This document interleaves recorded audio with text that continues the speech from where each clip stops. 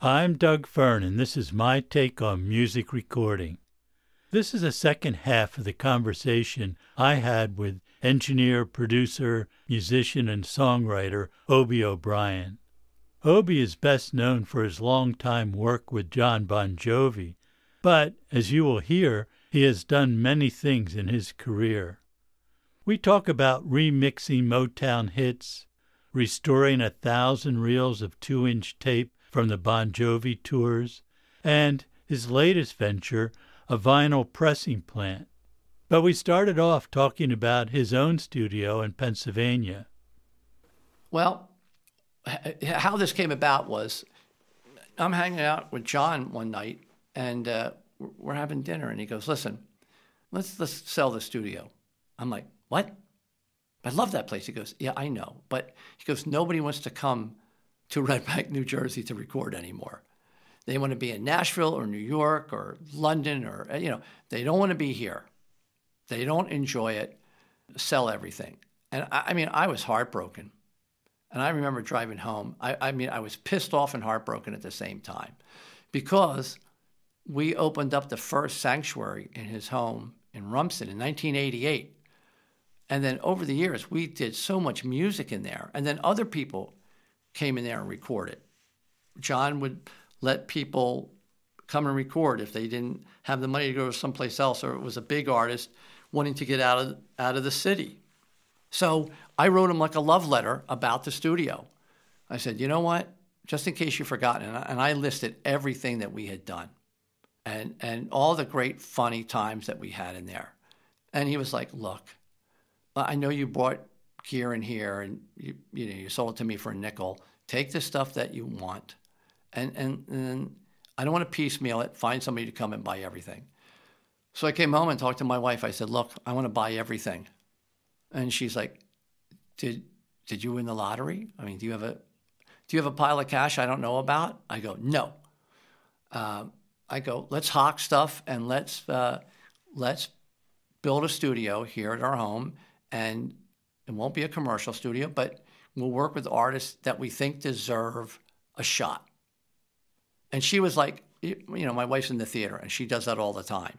She's always helping everybody out. So she gets that. She said, okay, but if you're going to do that, you can't keep hemorrhaging money on all the cars, right? So I said, okay, we'll get rid of the cars, and I'll keep a couple, and then we'll build the studio. So I went back to John, and I went, all right, so we're going to buy it. And he went, well, you're nuts. I'm not going to sell it to you. This is the dumbest thing you're ever going to do. Didn't you learn anything from your first studio? I said, yeah, but this isn't going to be a business. He goes, oh, well, there's another. Great. So now you're going to have this thing, and it's going to have no income. And he was like, listen, man, you're my friend, and I'm not going to sleep good at night if I know you're down there, and I know you're out there with a hammer and nail getting some other mooks just like you to try to help you build this studio. But eventually, he came around and I bought everything, and we put it in here. Here's a cool thing about it. Because I equipped it from the first one, I had gear that I had with me forever. A bunch of old Pultex LA 2As, 76s, 3As. So I had all this great old gear that has been with me forever. So all the gear that's here is gear that I had or that I purchased when we were building one of the two studios for John. And it was all stuff that I loved. So I got all gear that I love here. And, you've been here. I've got a 16-track 2-inch. I've got a 24 2-inch. I've got a couple of the old Ampeg 440s, Ampex, not Ampeg, that I bought to mix down the Motown stuff that those remixes and the gems that have been hidden away. So I could go to 15 IPS quarter-inch tape. Our buddy Gene Kane has been kind enough to let his 102 mastering half-inch machine sit here. Oh, yeah, the MTRs. And what a wonderful machine that is. Yeah. So I'm surrounded by stuff that I love. I have a pretty substantial mic collection for a non-commercial studio. And I walk out of my kitchen door, and I walk 100 and whatever it is, 35 feet, and I'm in the building. Right. Yeah, And we should point out, Obie, that this is not like your typical studio in the basement. You have a separate building. Yes. Yeah, I wanted a separate building because at first I was thinking about putting it in my house in one half of the living room where the grand piano lives. I go, well, look, we'll move the piano out and I'll put the console in here. And I can see my wife looking at me like, no, that's not going to happen. I don't want my life, to have to work around that. And it's not a big building. It's comfortable. And basically what I originally wanted to do is just have a great place where I can mix stuff and listen. And so I don't have a lot of room, but it works for what I need to do. Well, your control room is pretty big, and it sounds really good. Yeah, my control room is like 22 or 23 by 20 or 21, and I've got all the angles in it. So it's a comfortable sized room to be in, and if you have a few people in there and they're playing while they're in there, you're not on top of one another. And of course I have the television that on one side for football season, so I can watch that. But the one on the other side is for the black and white science fiction movies. So there's always a movie, going in. Sometimes in the middle of the night, I come out and I'll just sit out here and play piano or play guitar. Just something will come to you and you just come out. I was going to tell you, I come out here and fire the equipment up, but I don't know how to turn the Pro Tools on. I mean, I can get the lights to come on. Don't get me wrong. I know where that switch is. But to open up the program and make it work, I have no desire to learn it. Yeah, I'm sure you could learn it, but I understand where you're coming from, yeah. Here's the thing. So you've got that big brain in that cranium of yours. Mine is full. And if I learn something new, I know something that I already know how to do is going to fall out of my brain. And how about it's like knowing how to use a fork? Anything. It could be, I'm afraid to take the chance to let something else go in there. Well, it's true. When you get to our age, you do tend to say, is this worth my time I'd have to put into it or not? Yep. I mean, I still love going to my shop and changing the oil in the cars, putting the car on the lift and just working on it. I don't care what it is, rotating the tires, doing an oil change, pulling a carburetor off. I still love that. I still really love that. But, the new cars, you can change the oil and you can rotate the tire, but you can't work on them. I mean, I sort of miss that, but the technology of the cars, what they've been able to do in these cars, and you and I have talked about your car and my car, but the technology that they have in the cars today is, and you know what? Here's the thing. I admire the electric cars, right? I mean, I look at a Tesla and you go, this is amazing. It's not alive. I'm sorry, it's not alive. I turn the key to my car and it roars and it shakes a little bit and I go, it's alive, it's talking to me. I don't think I'll ever drive an electric car because I like stuff that leaks a little bit of oil, I like a little noise, but I admire the technology. I really admire the technology. It's like I admire the technology of Pro Tools.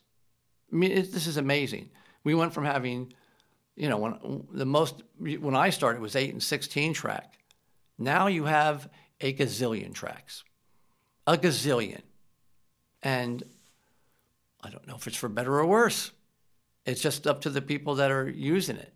Yeah, there's times when some of the people I've worked with for years, we sort of look back nostalgically at when we used to do stuff 4-track. Yeah. I had a Scully half-inch 4-track machine. It was the first multi-track I ever had. And we say, let's do a project, and even though we've got an infinite number of tracks, let's just say we're going to have to do it all on 4 tracks. Just because that changes the whole way you record. It changes the sound of it. It's a different discipline. Yeah. And, those engineers, listen to a record like The Wanderer by Dion and the Belmonts. It's unbelievable. The drum sound is unbelievable. And you realize it's being picked up by all the other mics. But that, what a great sounding record.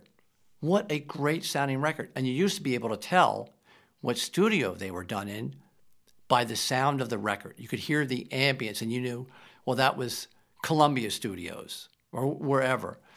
And cutting live, you have to get it right the first time. So those engineers were really good because there was no going back. And Beatles, Sgt. Pepper, 4-track. Those guys were brilliant. I mean, Jeff Emmerich, George Martin. How about the Beatles lucking out and getting George Martin as their producer? Because they were a garage band. Listen to them in the cavern. But I worked with John at George Martin's studio in London, outside of London. I'm just like, I'm some nobody guy. And he said, would you like to have a tour of the studio? And I said, would you mind if I videotaped it? He said, oh, no.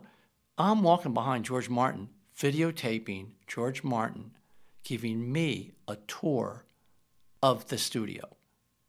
I'm like, this is the greatest day of my life. I couldn't believe it. And he was such a gentleman. He was such a kind person. And when this whole pandemic started, John and I were at Abbey Road, March 1st last year, working with the Invictus Choir. They were singing on a song that John had put on the new album. Was this in the Studio 1 or Studio 2, the big room? Studio 2. We were in Studio 2. So, the first thing I do is go down those long stairs to the floor and get down on my hands and knees and kiss the floor. I know everybody who's walked on that floor. But Prince Harry was coming over because he was instrumental in starting the Invictus Games for the injured servicemen and women. And it's really a great thing. And we had 12 people from the larger Invictus Choir that had all been horribly injured. They were unbelievable. And it makes you realize you should just shut up about anything you're complaining about because you've gone through nothing compared to what these people have gone through. But Prince Harry was coming in, so I wanted to head out the door quick. I wanted to hit the bathroom. So I run out and I physically run into Giles Martin. And I took the time and I said, Giles, I don't know if you remember, John. He goes, yes, I remember when you were there. I said, your dad. And he just said, that was my father. He was a gentleman and he was kind to people and he took time. That guy, you realize the Beatles would have been something totally different without his influences. He made such a huge difference in the music of the Beatles, and he helped them go places that they didn't even know existed. And to listen to those records, especially Sgt. Pepper, 4-track, the stuff that they had to think way in advance. I mean, they're thinking 2 days ahead because there's no fixing it. You put it down and it's there. So I admire that. And I've done live recording of large orchestras and stuff. And you got to pay attention to a lot of stuff. There's a lot of meters dancing around. And you're listening to make sure nothing's crapping out. You want to make sure the level's good going to whether tape or, digitally. And you've got to be conscious of the phase relationship with all these microphones that you have up. Sometimes you look at the phase meter, it looks like a windshield wiper. You go, well, that's not good. But, those early engineers, the guys who were doing Frank Sinatra records. And I'll tell you, I was mastering one of the Bon Jovi records one time with George Marino at Sterling. And I love George Marino, and he did a lot of our records. And I got there early, and he invited me in, and he was remastering some Dean Martin stuff. And when I tell you, when he put that stuff up, it filled the room. And you could hear the trombones behind the saxophones. I mean, the spatial placement of the instruments, you could close your eyes and you could see where everyone was sitting. It was unbelievable. 2-track. Yeah. 2-track, Right. live. Right. 2-track. At Capitol, Dean Martin, probably, right? Yeah, Capitol. Dean Martin's behind a gobo with a window in it, and he's singing into some great tube microphone, whatever it was. But those guys, they're the guys I call the real engineers. You know, like a guy like Putnam. I mean, you live in both worlds. You build equipment that everyone around the world who records knows your equipment, but you also record. You're in both worlds. You know, that's way too, that's my brain would just collapse. You know, if I have somebody good running the recording process, the capture process, I can just pay attention. I have enough focus to get through it. But those guys, those early guys, I mean, they're building consoles and recording, engineering, producing, building studios, building consoles, because there were no consoles. You know, in the 50s and 60s, you didn't go to SSL and go, oh, send me one of these over. These things were hand-built. And you go, those guys were really the brilliant engineers. And they were engineers on both sides. Like you're a technical electrical engineer as well as a recording engineer. And I couldn't do both of them. But I admire guys like you that can build amazing stuff. You know, you're sitting around, you know, one night eating your tacos on Taco Tuesday and go, hey, I got this great idea and then boom, you go out and you figure it out. Well, it sounds easy, doesn't it? Yeah, I know it's not, but it's like that inspiration, and then, you know, it's the travel after that. It's the journey from like, hey, why don't I try to build this? Yeah. Well, you know, Obie, every one of my products was something I wanted for myself because I wasn't happy with what was out there. Right. They were just tools to me. And I'm just completely delighted that there's enough people in the world that hear like I do to make a living doing it. You know, it's very selfish. It's the stuff I needed for my own use. Well, and you know, it's funny. It's like you've been to my studio and you've seen my rack. So in there, I have an Altec 1591A compressor. 1969, 1970. It's their first foray into solid state. It sounds unbelievable on the bass. I can't explain it to you, but it makes the bass jump out of the speakers. Everything else I've ever tried to put in it, it sounds like shit. But it sounds amazing for that one thing. And I love when you find those gadgets. I mean, I used to buy these things for $50, $75. You know, now you see them on eBay and people go, Altec 1591, Abbey Road, the Beatles. And you go, no, that's not quite right.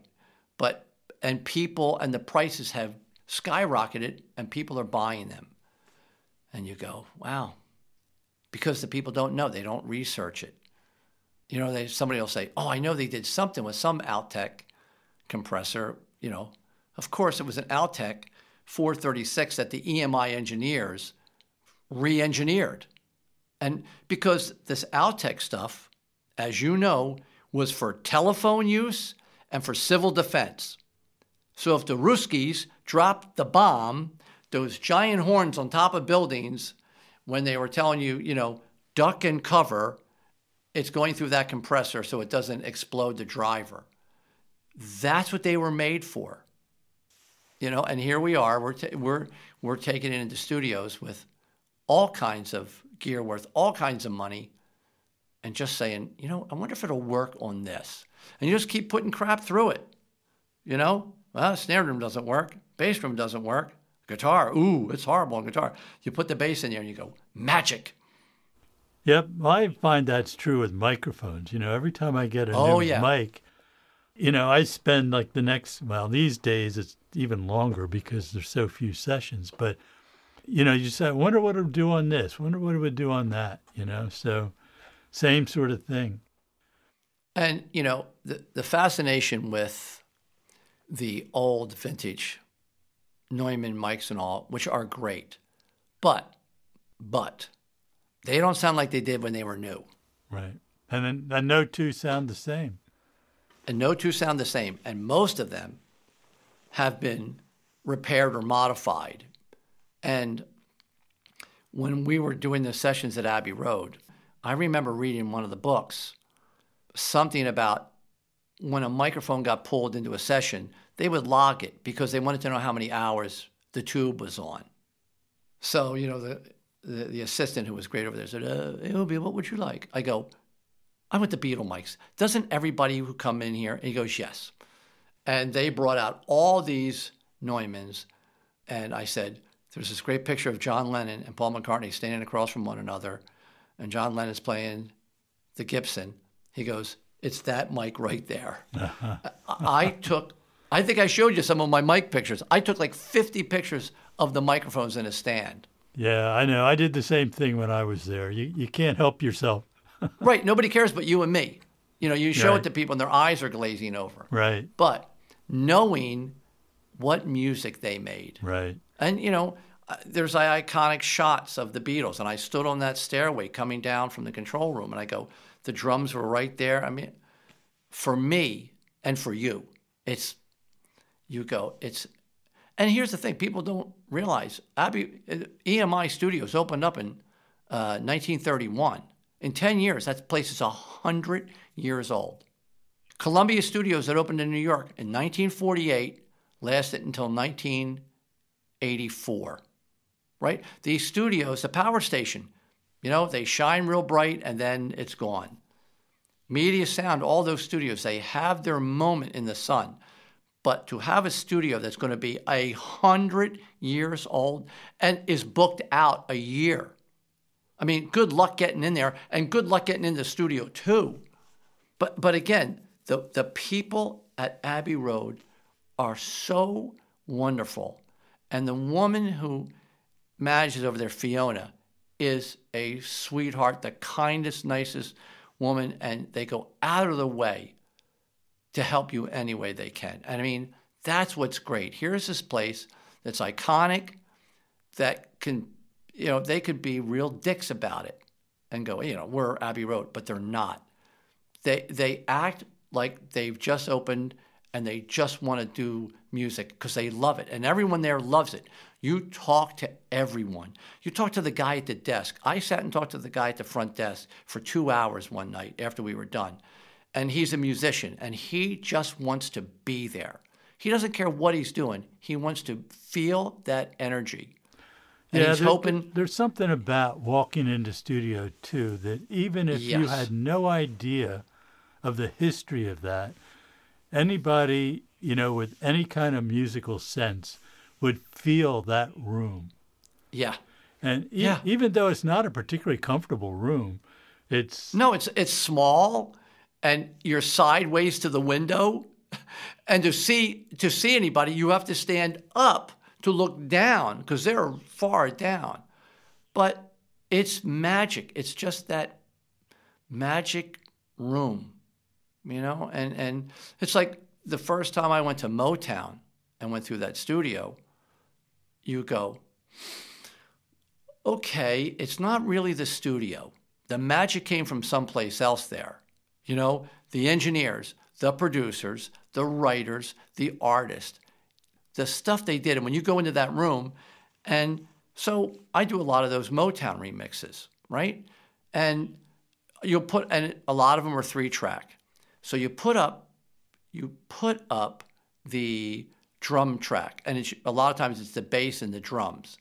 Now, Jamerson took his bass direct, but when you put up some of the other instruments, if they were live that day, you can hear there's a bass amp somewhere. It's playing because you hear the leakage. But everything was direct, and they had that direct box on the wall, that wall of direct box where everybody just plugged in. So they're going, your guitar is too loud. We got to turn you down. You got magic for those jazz musicians to go in there and make that iconic music. And people to this day try to emulate those guitar riffs. It's just magic. Sun Studios is the same way. You would walk in there and go, wow, this is unbelievable. Just all those smaller kind of rooms that just the magic happened, and it's the people that make the magic happen. Sure. It's the people. Yeah, absolutely. And, I mean, how would you like to have been behind the window the first time Elvis did That's All Right Mama? You'd lose your mind. And I've been lucky enough to have those moments where I'm in the studio and we do something and you go, the first time I heard Living on a Prayer, I went, oh. I mean, you go to a sporting event, you go to a wedding, you go to a prom, you hear Living on a Prayer. I don't care where you are. I don't care where you are around the world. People know that song. How about that? That's just unbelievable. And John's talked about it. He didn't want to put it on the record. Cooler heads prevailed. Richie Sambora's like, oh, let me tell you something, my friend. That's the magic, man. That's just the magic that happens in the room. Because the room, I used to always want to think that my room at my big studio in Philly, it was alive. But it wasn't. It's just this thing with dead trees that you've put up, right? And what happens is the people come in and they bring it to life. It's the people that come in and make it come to life. So you don't need the biggest room. You don't need the greatest equipment. You don't need a $25,000 microphone or a $25,000 Fairchild, because there's plenty of magic that happens for $1. Listen to Louie Louie by the Kingsmen. I love that song, but when you listen to it, I am convinced that the drummer's headphones fell off about 16 measures into it, because the roll is over the vocal during the guitar solo. He's taking a drum solo, and sometimes it feels like somebody just took the set and kicked it down the basement stairs. But it's magic. That's just magic. The Sonics have Love Will Travel. Magic, leakage everywhere. It's just the Beach Boys records. I am amazed by the Beach Boys records. That group of musicians, Hal Blaine on drums, and you read he would do 10 sessions a day. But it was just when they got together, it was magic. Magic, magic, magic. Motown, magic. Beatles, Otis Redding and those musicians, all the Stax records. I mean, it's a lot of magic going on. Yeah, I'll say. Well, I want to talk a little bit more about the remix Motown records that you're working on, because I was over there one time. You played me some of the tracks and we soloed this and that, and talk about magic. It was just indescribable to hear those individual tracks, and most of them, I guess, were 3 or 4 track. Most of them, when you were here, they were 3 tracks. So Martha Reeves and the Vandellas a couple years ago came out with the 50th anniversary, like all the hits. And Harry Wenger, who is the legacy A&R guy at Universal, because Universal owns the hard assets of Motown. And Harry had been with the record company since, like, when John signed, it was Mercury. Then it went through all those incarnations of, whoever. But, the buildings pretty much stayed, the address is same. And he said to me, would you be interested in doing these Motown remixes? I'm like, are you kidding? So Martha Reeves and the Vandellas, I'm looking at all these songs, And I said, can I remix Dancing in the Streets? And I can't remember for sure, but I think he said, well, do a stereo mix, because I don't think there is a stereo mix of it. And the reason I wanted to do that is because I used to dance to that song at Chez Vous when the Geeter with the heater, the boss with the hot sauce, had the record hops down there in Upper Darby at Chez Vous. So, you put up track 3, and here it's, I guess it's Benny Benjamin on drums, Jamerson on bass, and then you put up track 2, and it's all the guitars, piano, horns, and then you put up track 1, and it's the vocal, and that amazing 2 and 4 in Dancing in the Streets. So, which is the craziest thing to put on a vocal track. And so you have these tracks, and you can't go, well, I'm going to make these better, because you're not going to make them better. They were brilliant to begin with, and there's a legacy involved. So don't think, I don't care who you are, don't think you're going to do something that's better than these legacy songs. So I tried to use all the older EQ. I used the Pultex, I used the Lang, some of those older EQs and the LA2A, but I was able to bring the horns out a little more, which I liked. I like I said, you're not going to make them better than they were. But I got to work on these songs, so forever my name is on those Motown records. Pretty cool. That's pretty cool. Well, the thing that we do that gives us the tiniest bit of immortality is we make these records, and then at some point, somebody listens to something and go, yeah, I wonder who did that. And if they go and look at the credits, you're on there, which is unbelievable. But the fact that I got to mix records that I used to dance to when I was young, that's crazy. And I'm telling the Motown people about, so I go to this record hop, and they're like, yeah, great. But to me, it meant something, because you go to Chez Vous with Jerry Blavat, the Geeter with the heater, the boss with the hot sauce, my man, pots and pans. I guess I can stop now. I guess I've got enough of the Geeter in there. But I remember going to those dances, and there'd be 1,500 kids doing the stroll or the stomp, and the music was rocking the building, and it's like, oh, it was so great. Yeah. Well, I remember, Obie, when you were playing me something you were working on, one of the Motown tracks, and you said, listen to this. And I forget what the song was now, but it was some classic that everybody knows.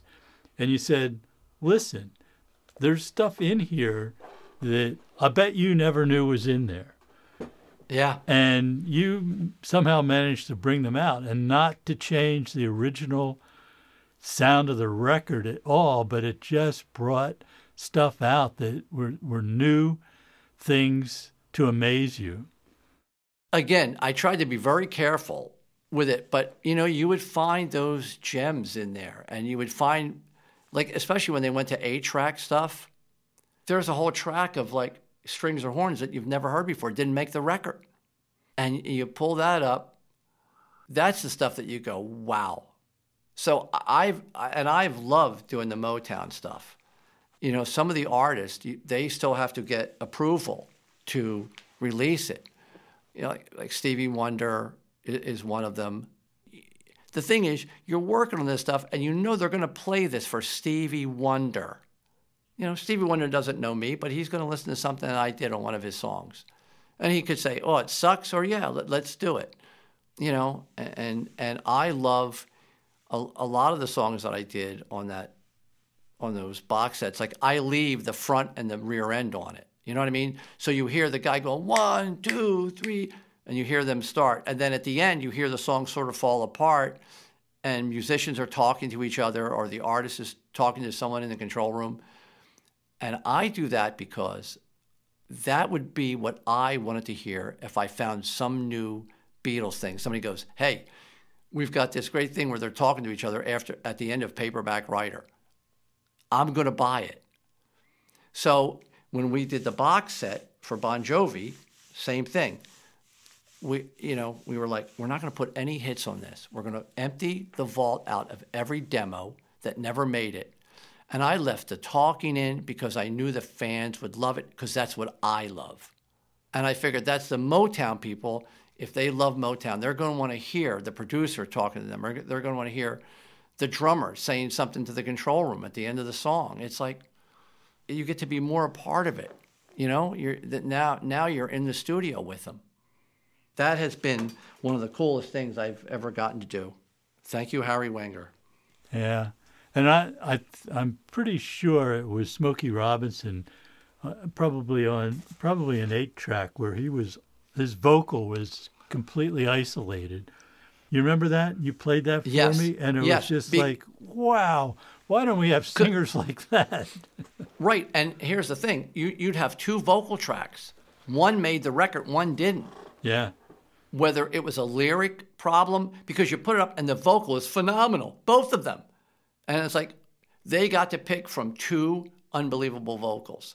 And you realize these singers were, I've put Marvin Gaye stuff up and I just go, unbelievable.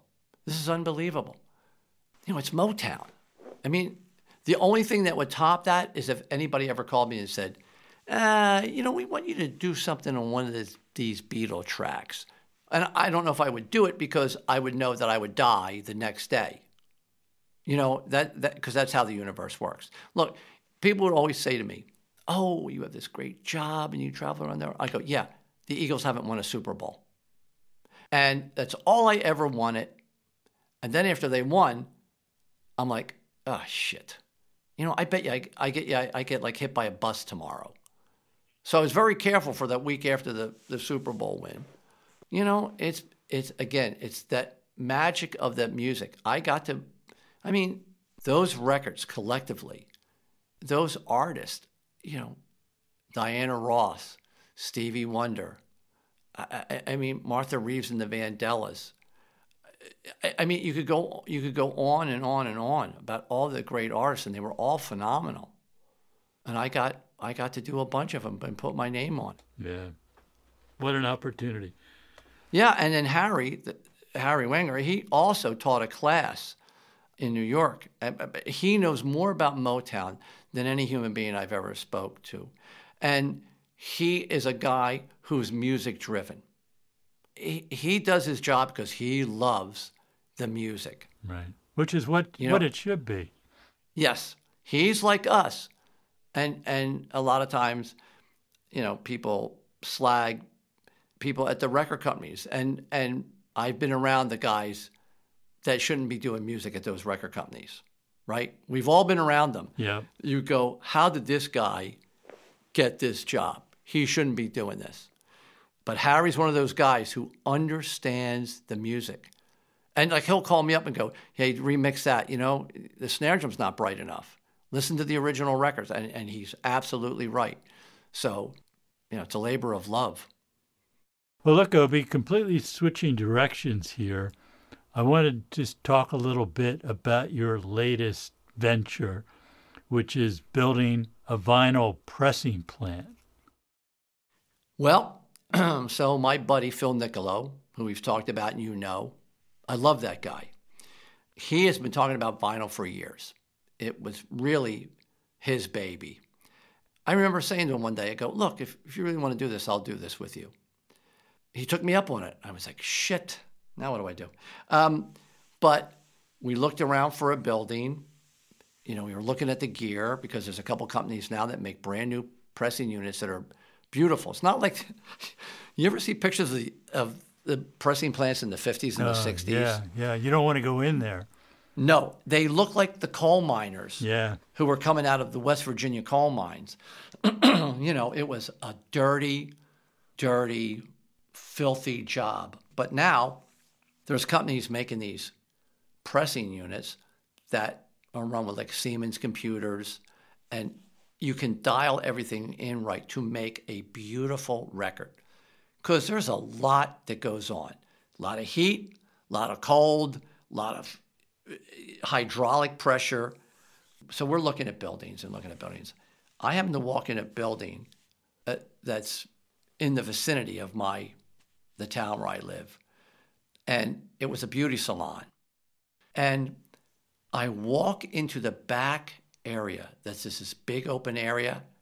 And I walk in there, and there's 1,000 record albums up on the wall. I'm like, what? The woman who ran the place loved music. So she had like a little stage in the back there and a couch and a record player and speakers. And it was like a collage of things. There were a couple Harley Davidsons sitting back there. There was a big Generac generator in a box. But they would go back there and listen to music. I go over to the one main wall, and in the middle of that wall is Bon Jovi's Slippery When Wet. And I got my phone, and I FaceTime Phil Niccolo. And I didn't say a word to him. I just spun the camera around, and he went, okay, well, I guess we know where we're going to be building the building. So we took that place, and opening a business during a pandemic, it turns out, my friend, is not the smartest thing you can do. Because we ordered the machine from Germany, and of course that factory gets shut down, COVID, and then people are ill, and so they're 3.5 months late getting to us. And it's just been like that. But it's not about making a bazillion dollars. We're not going to have, 14 record pressing machines. That, Jack White has that at 3-Man Records in Detroit. And it's a beautiful thing, but we want to do the more boutique stuff, like records that we love, people that want special things on the record, because you can make a black vinyl record in 29 seconds and put it into a sleeve and put it into a cover and all, and that's great because it's a vehicle for people to listen to music. But we're hoping to do more boutique kind of stuff where it's specialty records and it's maybe different vinyl, and they want to do a heavier vinyl. We want to be the best at what we do. And Phil bought a lathe, so he's going to start cutting also, which is, I'm like, man, are we too old to learn new stuff? I don't think I would take the chance. But he bought the lathe, but we both have a background of working with a lot of artists and doing a lot of records over the years. And he is so passionate about it, it's crazy. He's there today painting, up on a ladder, painting. And as much as I love all of this, I'm not going to go paint. I won't paint my house. I'm not going to go, that's like the last thing I want to do. But he's immersed in it. So we've got this very cool building. We got great gear. And I think we're going to be pressing records by the middle of April, it looks like. And I mean, you know what? It's science and voodoo. Those molds that make the record, they get heated up to like 600 degrees. Then you smash down this vinyl puck, and then before it releases, water comes through there at 66 degrees. Imagine down to the molecular structure what's going on with that metal. I mean, heat, cold, heat. It's an amazing process. And again, the thing that's cool about it is it's a physical process. You reach in and you grab that puck. You put the label facing outward, put the label facing up, boom. I guarantee you Phil Niccolo will be in that building pushing the buttons. You have to push 2 buttons at the same time because they want to make sure you're not an idiot and have your arm in there. He wants to record the band, mix the band, cut the acetate, send it out, get it plated, and then make the record. He wants to do from A to Z. Yeah, good for him. That's great. Yeah, I mean, and I love it that he's got that thing that he just wants to see it through from the start to the finish. I love vinyl, so I've got, as you know, I've got jukeboxes in my house. I said we have to buy the molds for the 7-inch for 45s. I want to be able to make 45s because there's a couple records from different bands and they never made them as singles. You know what I mean, Doug? So I'm going to be able to make 10 of those records so I can put it in my jukebox. Yeah. Well, there's a sound. Yeah, there's a sound of 45s. It's different than the regular vinyl album. It just sounds different. I got up this morning, Doug. I came in with the new puppy, who's a terrorist. I got a bowl of Cheerios. I sat at the booth, and I played F2, Lawdy Lawdy Miss Claudie by Elvis Presley. That's how I started my day today. Everything is all right with the world. Yeah, your jukebox just sounds so great. Man, and you look at the inside of that thing, and it was built in 1955, and it's basically all original, and it's still running. And you go, they made stuff so great back then. They just did. They made stuff that was going to last forever. Yeah, but there's just something about the low end in a jukebox that you just... No kidding. Nothing else sounds like that. Nope. There's a sound to the jukebox that nothing else gives you. And also, I mean, the distortion from that needle that's basically a nail on an arm that's being pulled in by a spring, it's like, yeah. And we are so lucky. There's a guy in Upper Darby, Val Shively's R&B Records. He has 4 million 45s in there. And here's the thing. I bought records from him, like on the Gordy label, like Martha Reeves and the Vandellas. They're brand new. They've never been played because the jobbers would go to like a mom and pop store like my father's and go, here's the new Elvis record. How many do you want? And they'd go, well, give us 10 or they give us 20. What they had left over at the end of the day, they all did this. They went home and they threw these records in a box. And as these people retired or passed away and the family were getting rid of records, he went and bought all this stuff. So he has brand new records from the 50s and the 60s. That's amazing. I mean, it's like a mecca. And I love walking in that store because it's just, you can smell it. And he loves music. Val Shively loves music. And he knows where every record is. And you ask for a record, and I'll go, well, do you want it on the Adco label, or do you want it on the CB? I mean, it's crazy what's in this guy's head. I don't know how he does it. That's amazing. I had no idea he was still around. That's great. Right down there on 69th Street, right? And I love going down there and seeing him. And I'll tell you how famous Val Shively is. When we did Wembley the last time, I had a Val Shively shirt on, and we were staying down in Soho. And I went to a record store in there.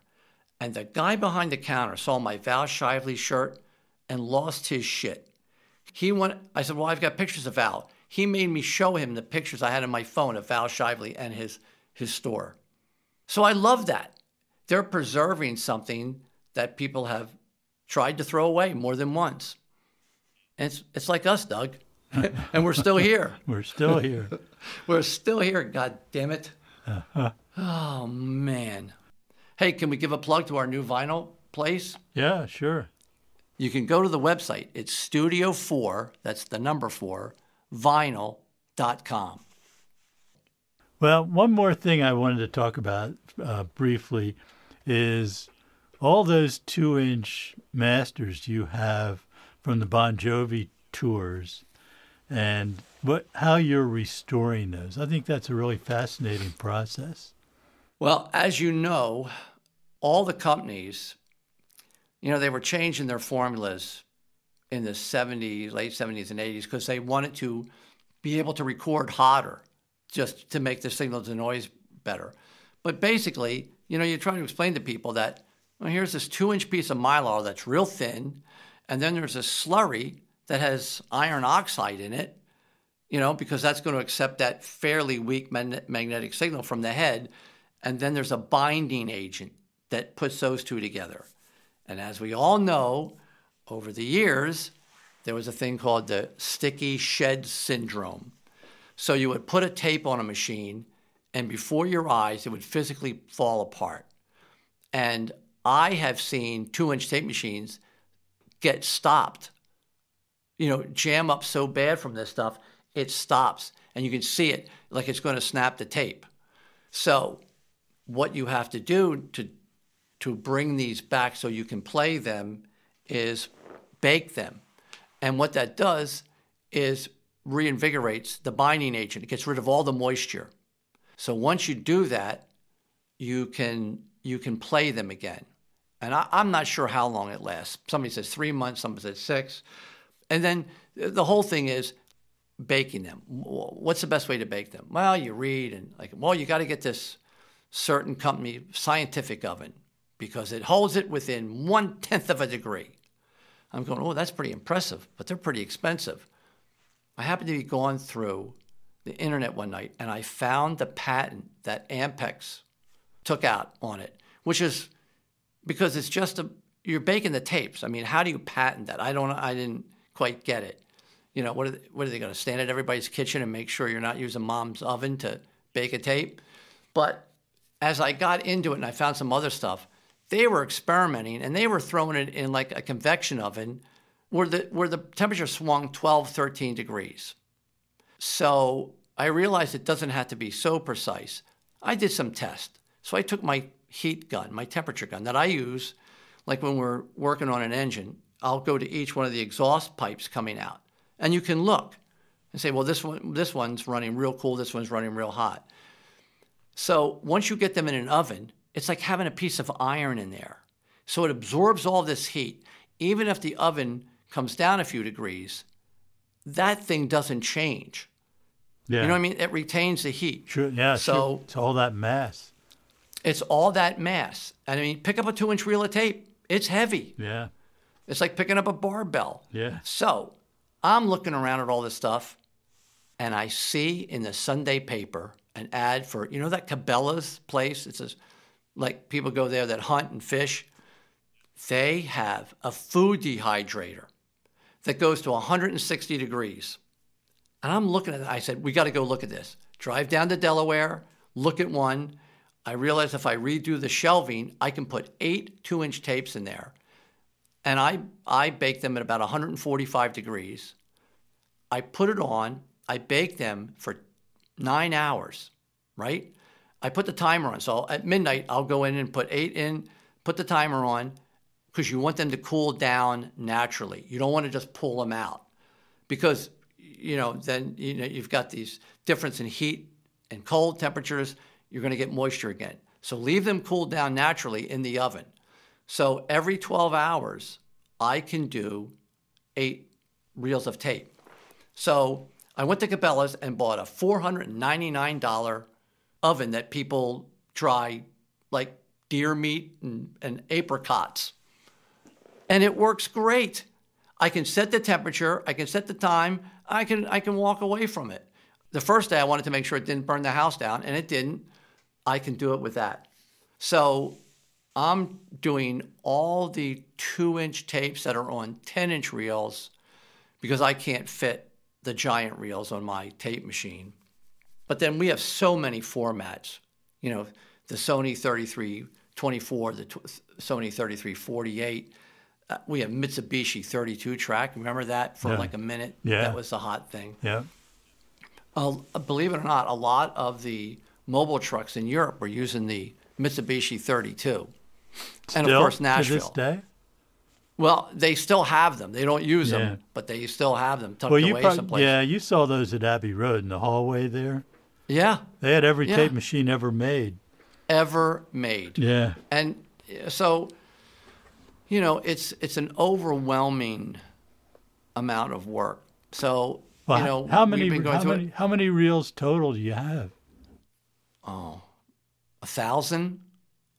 I mean, there were a couple tours we bought a 3348 and we took it out on tour with us for 3 or 4 tours. I mean, that thing held up. Those Sonys were indestructible because in the old days, you did it with 2 24-track. In the early days, it was 1 24-track machine. Then you were locking 2 of them up. And, I'd be walking through airports with those, the 14-inch reels and those blue plastic, you're carrying somebody, your fingers are going to break off and you're trying to go through customs and explain what they are. But I've got I've found some magic stuff that will come out over the next couple of years, like a show in Jakarta that you sort of forgot about, but it's magic. It was just one of those nights where everything was unbelievable. So as we archive, we listen, and then I've been making notes, and I found songs that never made any records. I thought I had used it up when I did the box set, but I bet you I have 20 songs that no one has ever heard, and even the guys forgot about. When the guys don't remember them, that's the ones you want to use, because nobody remembers recording the song. It's a lot of work, but it's a lot of fun. Well, good. I'm glad you're preserving that for the future. You can love Bon Jovi or you can hate him. I hate that he sort of gets stuck with bearing the crucifix for hair bands in the 80s. Because most of those bands fell by the wayside, and he grew as an artist. It's not he's not writing Runaway again. Some of the songs are beautiful, and when I have young artists here, and I talk to them about the art of songwriting, and I go, people say there are two camps. There's the cinematic camp, and there's a conversational. YouTube, Bloody Sundays, a cinematic, unbelievable thing. Bob Dylan was conversational. He was speaking to you. But I make them listen to a song like Bed of Roses. The way that lyric and that first verse, just you can close your eyes and you can picture what he's saying. And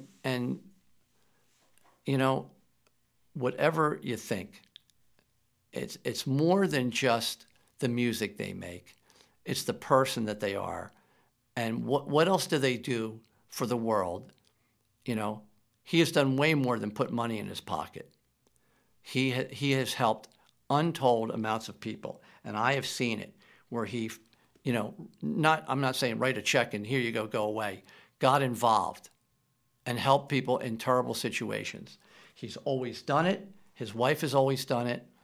So his music will live on. When you look at how many people, tens of millions of people we have played in front of. We did those, you do those shows, it's 200,000 people, 160,000 people. It's unbelievable.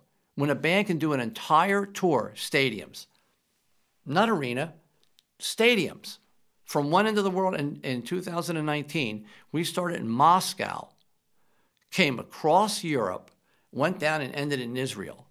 Nothing but stadiums. There's something going on there. There's some magic, and there's a reason why these people keep coming back. Yeah, sure. And he personally has sort of set a really high bar for people in positions like he's in to, as an example of how you should treat the world. I mean, he's in a position to do it, and he does. He doesn't have to, but he does. Yes. For being as famous as he is, and that's a weird word to you, but he's very much still a regular Joe, and the thing for me is I still see that 18-year-old kid. I carry such a large part of that around, and he, like I said, thank you, Jon Bon Jovi. I have not said that enough, but I'm very lucky to have been part of this, and he's part of musical history. His first record came out in like 84, I believe. So here we are. A lot of time has gone by, and it's not over yet. So you have artists like Elton John, Billy Joel, the Stones. I mean, there's not that many. You can count them. How many artists have had a run like this where they're not playing, a dinner theater. They're still putting records out, and they're still playing huge concerts because that many people want to come and see them. This guy has made a lot of great music, has made a lot of people happy, and he's done things to make the world a better place. And there's not many people that can say that. Obie, thank you so much for doing this. I think, Doug, it has been a blast. Thank you for asking me, Doug. I'm looking at my phone. I think I sent you a picture of it. Doug Fern, genius. Yeah, I'm going to try to live up to that someday. I think you have. I've been talking with my longtime friend Obie O'Brien. I don't think I know anyone who is more enthusiastic about the art of making and recording music than Obie. Thanks to all of you who have subscribed to this podcast on the various podcasting apps. You can reach me at dwfern@dwfern.com with your comments and suggestions. This is my take on music recording. I'm Doug Fern. See you next time.